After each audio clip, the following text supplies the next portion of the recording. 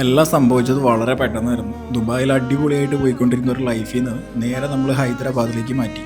ഹൈദരാബാദിലേക്ക് നമ്മുടെ Dubai office മൊത്തത്തിൽ shift ചെയ്തു. ഇവിടെ വന്നു കഴിഞ്ഞപ്പോൾ ആകെ മൊത്തത്തിലൊരു അലച്ചിലായിരുന്നു. ഒരു റൂം കണ്ടുപിടിക്കാൻ തന്നെ നല്ല രീതിയിൽ കഷ്ടപ്പെട്ട് അവസാനം ഒരു ഏജൻറ്റിനെ കണ്ടുപിടിച്ച് ആൾക്കൊരു 500 രൂപയൊക്കെ കൊടുത്ത് നമ്മളൊരു 2 BHK കണ്ടുപിടിച്ചു. കുറച്ച് പഴക്കമുള്ള റൂമാണ്, പക്ഷേ കിട്ടിയത് കൊണ്ട് അഡ്ജസ്റ്റ് ചെയ്യാന്നുള്ളൊരു രീതിയിൽ നമ്മൾ കണ്ടുപിടിച്ചു. ഫർണിച്ചർ കാര്യങ്ങളൊന്നുമില്ല. ഈ മേശയൊക്കെ നമ്മൾ തൽക്കാലത്തേക്ക് വാങ്ങിയേക്കുന്നതാണ്. വേറെ ഫർണിച്ചറും കാര്യങ്ങളൊക്കെ നമ്മൾ റെൻറ്റോ മോജോ എന്ന് റെൻറ്റിന് ഓർഡർ ചെയ്തിട്ടുണ്ട്. നിങ്ങൾക്കും വേണമെന്നുണ്ടെങ്കിൽ റെൻറ്റോ മോജോ എന്നൊക്കെ ഓർഡർ ചെയ്യാവുന്നതാണ്.